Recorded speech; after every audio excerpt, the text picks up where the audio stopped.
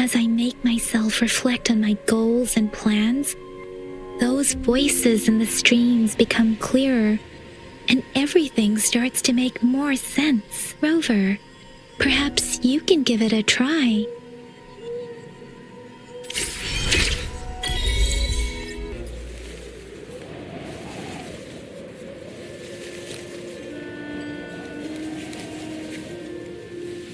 This must be the place.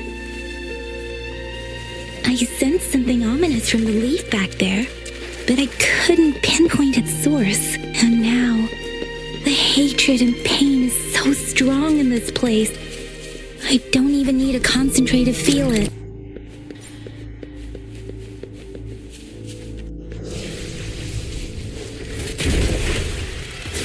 And now, the hatred and pain is so strong in this place, I don't even need to concentrate to feel it. Something terrible must have happened here. We have to be cautious. This is a tacit field. Let's take out those tacit discords first. Oh, bring it on!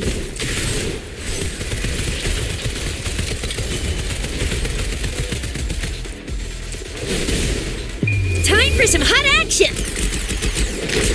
Woolly's attack!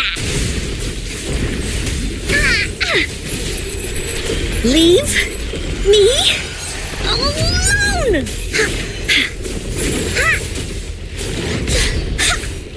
Here comes Encore!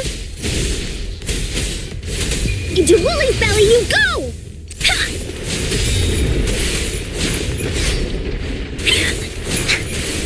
Leave me alone!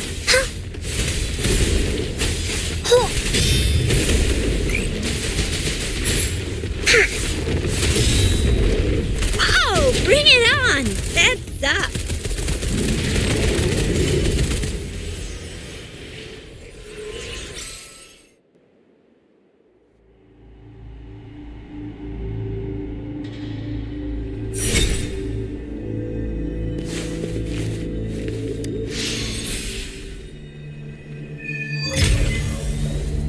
I think I found something, Rover.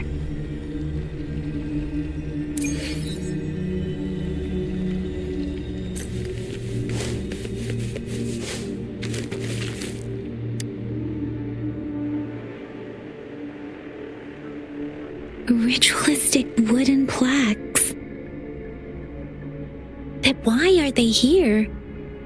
These plaques are usually placed in ancestral shrines, and they seem to belong to a different time. I remember reading about something like this. People held large-scale ancient rituals periodically in their villages, driven by certain beliefs. I see. Let's check somewhere else.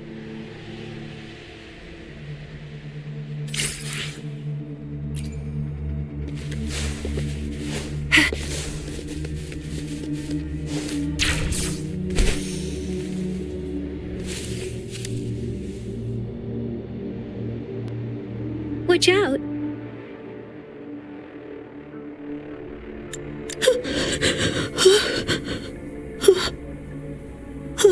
Something's not right. Why wouldn't it attack us? Brother. Help. Help. Brother. Brother. Help. Help. Help. Help. It seems to only repeat these lines. This is not a common tacit discord. Tacit discords attack other living beings because they need to feed on those frequencies to make themselves whole again. When frequencies are scattered and recombined, a new tacit discord is born. This one probably devoured the frequencies of humans, turning the last bits of a human's consciousness into such monotonous mumbles. Are these words the last cries of someone innocent? Who is behind this twisted plot?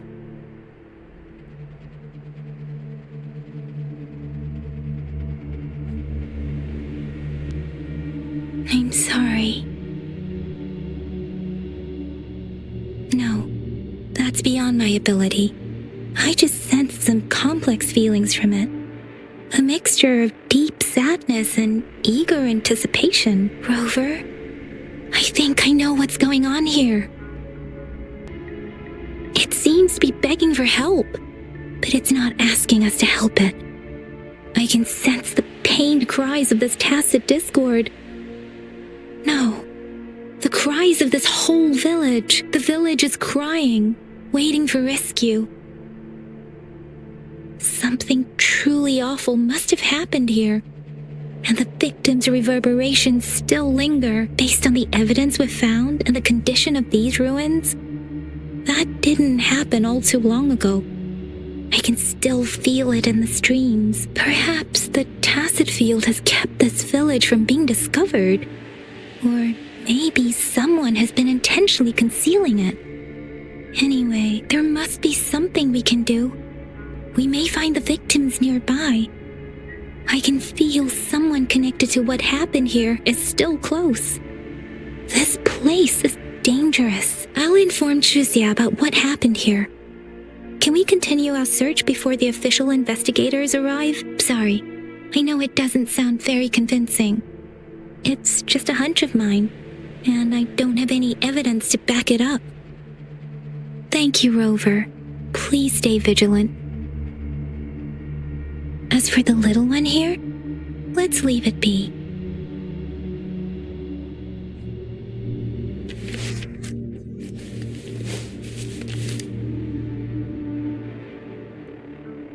The area is a mess, but it doesn't look like a war zone. Someone was hurt and dragged away. Look, there are many footprints here. These are traces left by a fight. Someone was injured.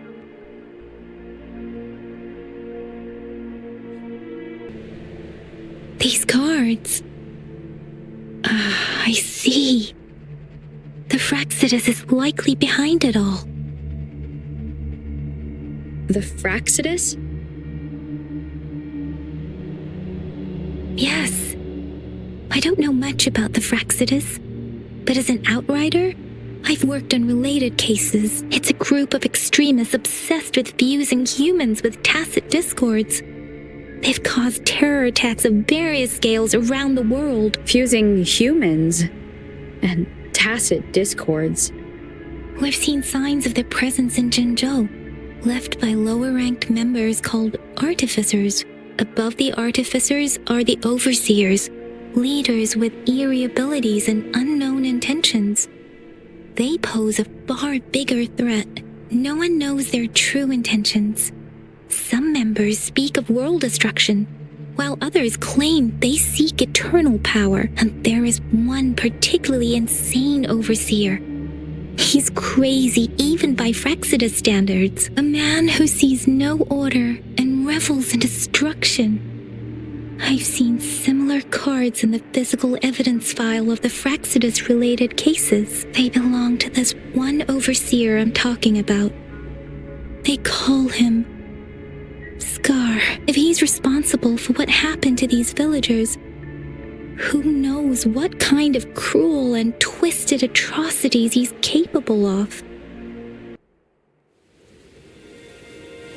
Huh?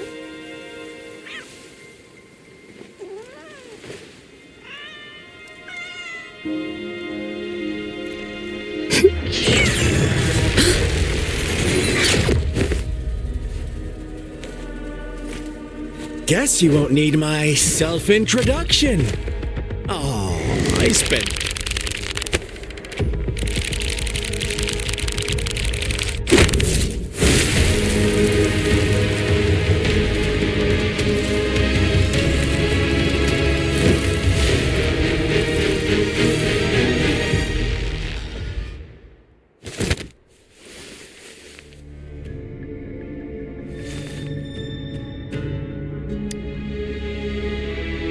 If you need to hear it from me, then yes, I am Scar. Cruel and twisted maniac.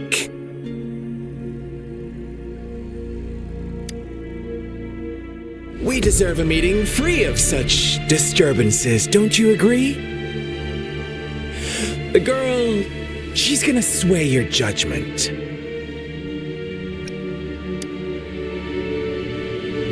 Oh, so you really care about her. Don't worry, I don't plan to make you hate me just yet. She is safe now. Well, let's just enjoy our time together for the moment. Forget about that irrelevant person, will you? I have a lot to share with you. To begin with, I heard you've lost your memories.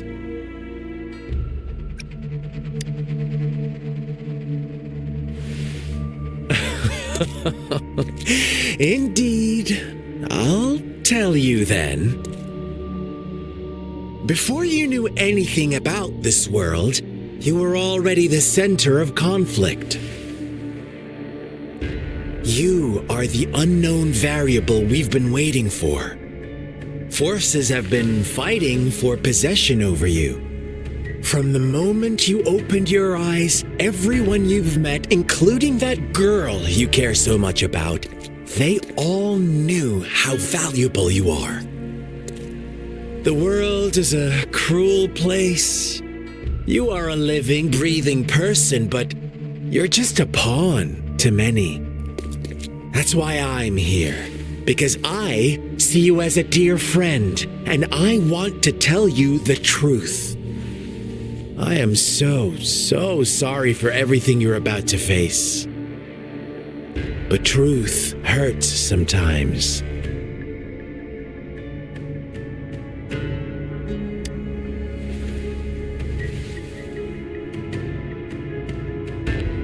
I know you are not one I can sway with simple words. My goal is simple. I just want to deepen our mutual understanding, nothing more. Come on. Observe the surroundings a little more and tell me what you see. As you learn more about this world, your true desires will surface, and our little game will become even more entertaining. And before that, I don't want anyone to disturb my precious alone time with you. That's all. Why do you have to assume we are the culprits?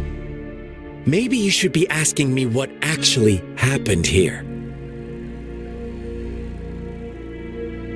I won't tell you everything just yet. That's too boring. As I said, why don't you take a look around and see for yourself? So go ahead. What do you see?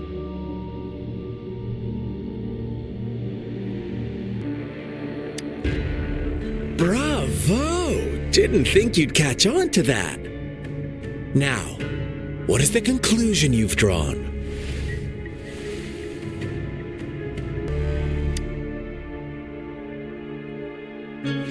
I see you don't really trust those villagers. So they were right about you. You are indeed quite exceptional. I like it. Your keen observation, precise judgment, and accurate understanding of human nature. Let me give you a couple more tips. The truth is far more complicated than you think. First, who are the players in our tale? An innocent girl, a revered leader, and a flock of simple villagers.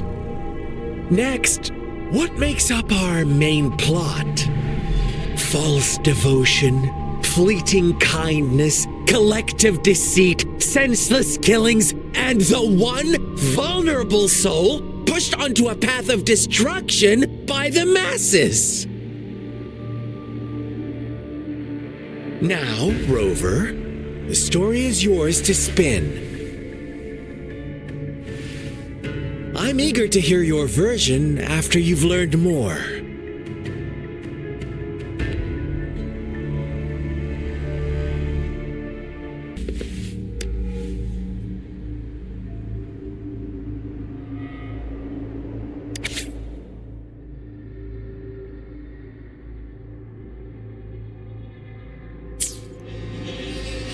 story begins here.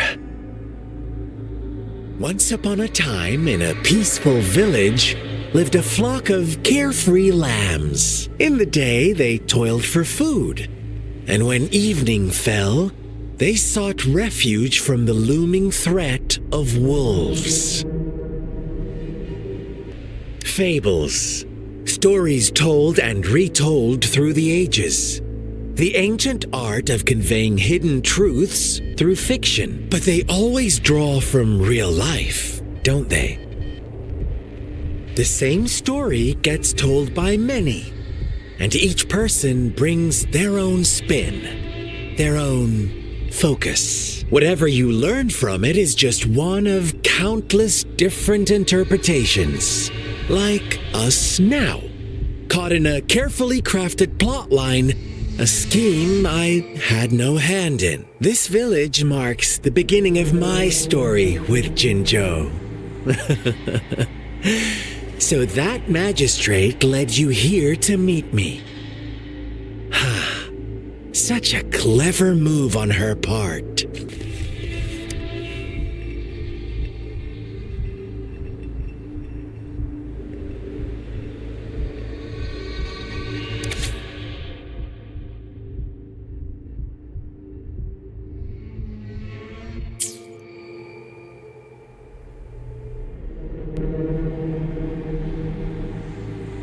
One day, a shepherd visited the village. The shepherd brought them promises of abundance and protection. The lambs, drawn in by his words, soon lived in comfort and security. Nope, quite the opposite. The shepherd's arrival is only the beginning. With a wave of his hand, the shepherd could grant their every wish. His flock obeyed, bowing their heads, pleading for better food and shelter. They no longer had to struggle for survival, as their once meager lives were replaced with endless luxury. The flock worshipped their shepherd-turned-god, praising him and holding him in the highest regard. What's wrong? Does my story make you uncomfortable? Imagine you were one of those lambs, facing irresistible temptation and pressure from your peers. Wouldn't you bow down and beg for food from your master? Oh, so we agree already. You are right, but the world we live in falls short of our ideals. The shepherd still reigns, and the lambs have grown complacent. It's up to the two of us to make that ideal world a reality.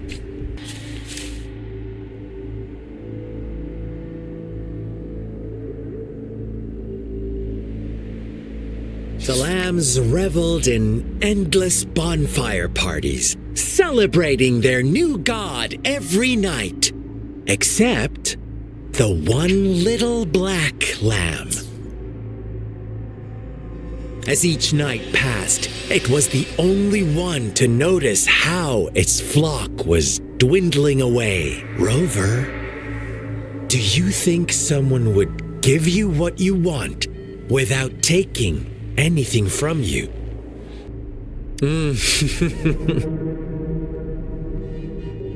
I once believed that too. Thought as long as I paid a high enough price, I could get my desired outcome. But true equality is scarce, always has been. The world was never a fair place. Wouldn't you agree? To receive equal retribution, one must give more and more and more. When every wish comes with a hefty price, people weigh their options carefully. When they can make someone else bear the price,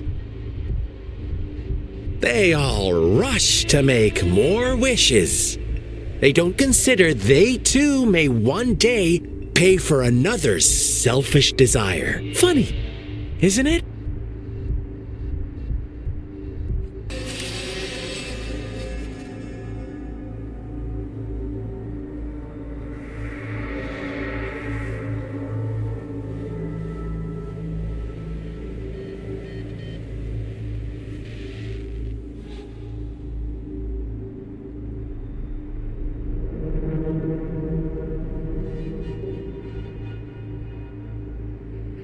Later, the shepherd openly blamed the black lamb for the flock's decline. On the next day, the white lambs welcomed the rising sun as usual. But the black lamb was nowhere to be found. The shepherd introduced an unspoken rule to this village. One that our black lamb violated by telling the truth. Suddenly, the once doting god stopped fulfilling wishes because no more sacrifices were being made. After witnessing the black lamb's actions and hearing from their almighty shepherd, what do you suppose the white lambs did? Those oblivious lambs. Little did they know the most fearsome demon was right under their noses. Well done. You didn't let any details slip. Now, I wonder, what is your takeaway from this story? Answer me and I'll reveal the truth of what happened. Who was the real culprit behind the diminishing number of lambs? Brilliant answer. You saw past the obvious. The true culprit was not the shepherd, but the white lambs who chose to follow his rules. The shepherd never forced them into anything. He merely presented a choice, a possibility. No one would have been killed if they simply refrained from making those wishes. Their greed and indifference were the cause of it all. Now, my second question. What price did the lambs pay for their wishes? Of course, as always, life was the most valuable thing they had to offer. Here's my final question. What happened to the black lamb? Don't rush, Rover. Take your time. What is the truth you've uncovered? The shepherd was granting wishes by sacrificing the lives of lambs. The flock found out the truth, but chose to be his accomplices, and they willingly offered the black lamb as another sacrifice. That's right! Little lambs cowered and huddled in their village, terrified of the relentless wolf packs. Until a shepherd arrived, bearing the gift of wishes and providing shelter and sustenance. Slowly, the shepherd gained control over the flock, and the lambs lived contented lives. But this is not the end of our story.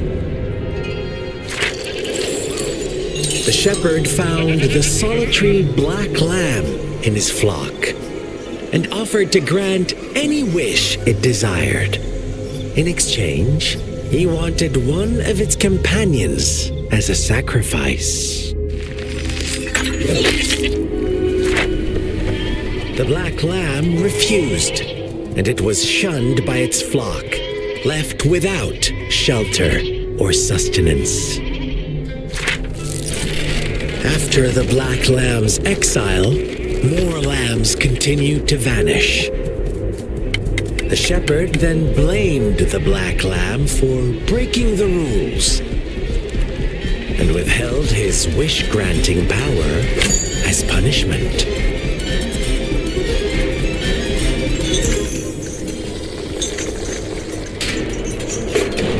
From the very beginning, the lambs knew the risk of making wishes. They too could become sacrifices for those of others. But they always believed it wouldn't be them. Meanwhile, some lambs reasoned that since they had already risked being sacrificed for someone else's wish, it was then only fair to pass on that risk for a chance at fulfilling their own desires. And so they continued to play the game. They all knew the consequences, but chose to remain silent. Fearful, yet greedy, they followed the shepherd's orders and made wishes again and again, until one day, a brave black lamb spoke up, shattering the flock's facade, their illusion of a peaceful and happy life.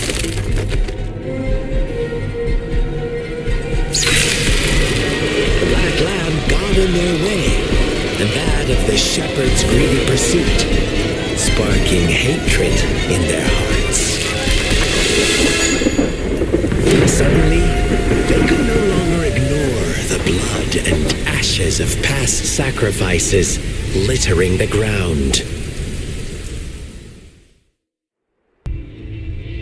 How do you like my story, Rover? What really happened here? I suppose you already have it figured out?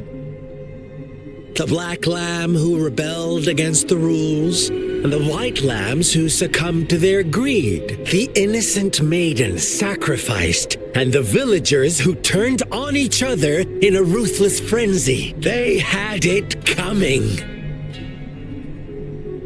All the shepherd had to do was execute the rebel. That's how he kept the flock in check and maintained the status quo. Fun answer, but no. Not even close. I was never the shepherd. Never will be. You and I, we are the black lamb. The one who breaks the rules. Interesting, Rover.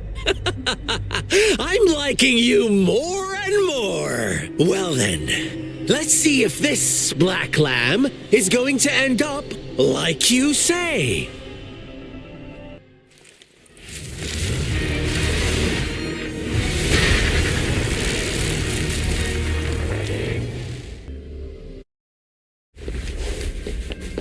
Welcome to the realm of endless chaos. Now is your time to think, Rover.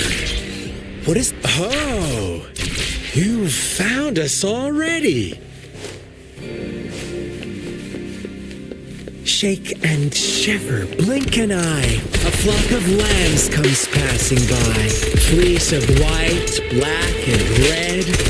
Who's the sweet... Watch out, my dear. Your pioneers are lying at your feet. Don't look back. Join the... Don't rush. One slip and you'll shatter to pieces.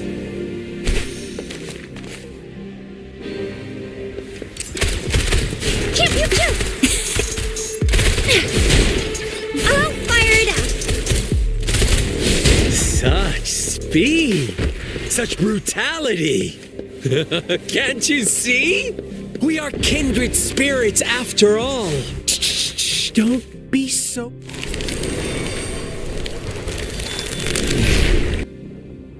Tell me, do you want to be the rule-setting shepherd or the rule-breaking black lamb? If a sane person manages to survive in a realm of lunatics, would you call them the last one of reason? Or the sole apostle? Think about it. The shepherd is not the preordained embodiment of truth. Once he is gone for good, the black lamb can reclaim the trust of its herd. Then, eventually, there will be none left to be victims or oppressors.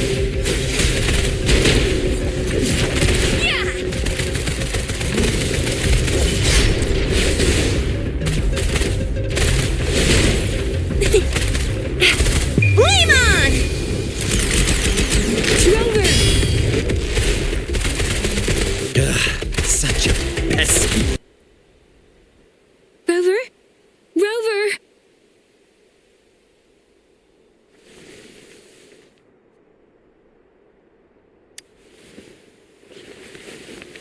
I shattered Scar's illusion. That should have injured him.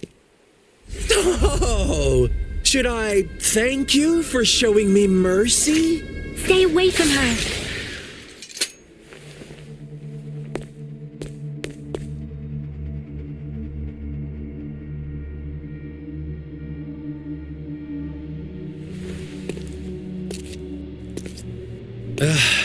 Didn't you promise to leave me some alone time with Rover? With one condition. I do hope you haven't let that slip from your mind. Don't let your improvisation trouble others. Look at you, rushing in to protect your precious, perfect movement. No worries. I know all the do's and don'ts. I don't need you to tell me what to do. Rover, it seems our happy little date must come to an end. But don't forget my sincere reminders. Let me know what you choose. An unexpected gift? An honest and open exchange? Or a highly risky gamble? The choice is yours.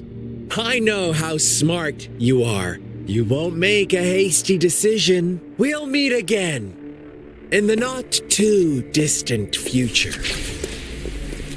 They're gone. Should we go after them?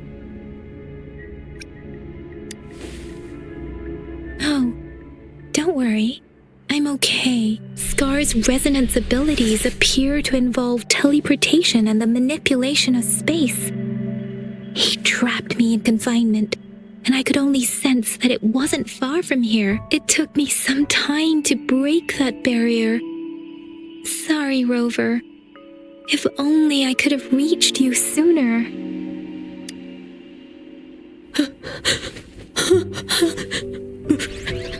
Brother. Huh? Why are you here, little one? I've never seen any tacit discord display such vivid emotions. The brother had mentioned. Could it be... Yes, that is a possibility. Since Scar had been here before, let's talk about it later. Rover, can you fill me in on what happened? It seems all the tragedies in Quichi Village were linked to that ritual.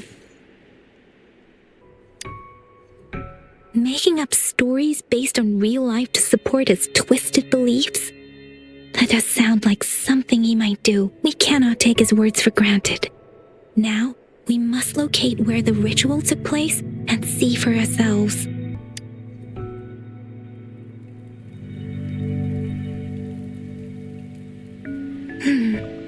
What's the matter? Two distinct frequencies of tacit discords. I see. I can feel it in the streams. Over there. Follow me. In the south.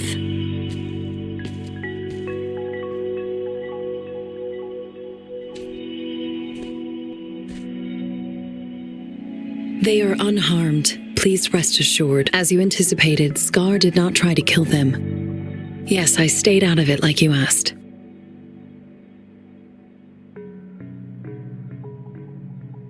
Is everything all right on your end? Please be sure to stay safe, my lady.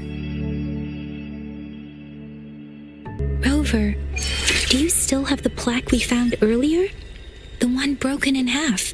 Yes, as I thought. I just felt a similar vibration from that direction. Please follow me.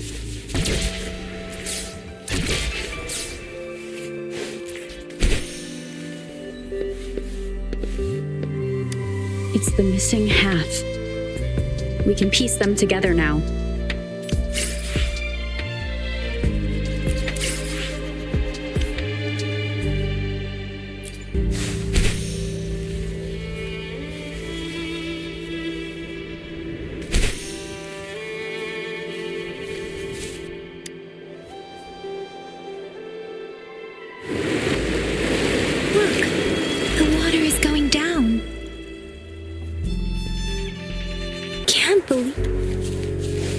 There is such a big opening down here. How odd. That tree. It's stunning. It's almost eerily enchanting. Please, save us. Are you trying to tell us about something hidden here? Where did it go? Oh, is that a...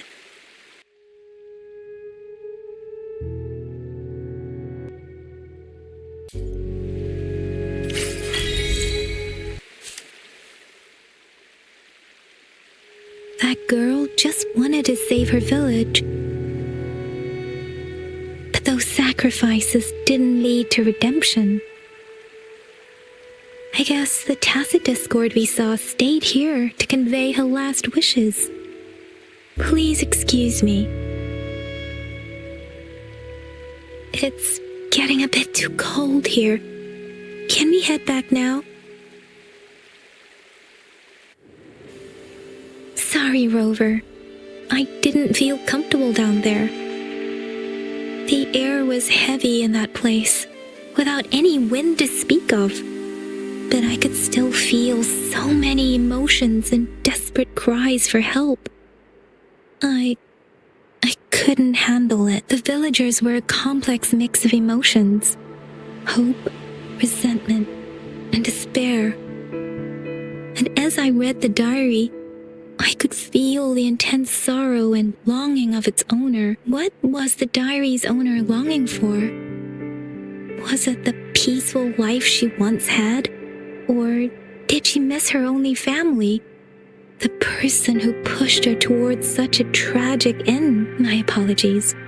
I got lost in thoughts again.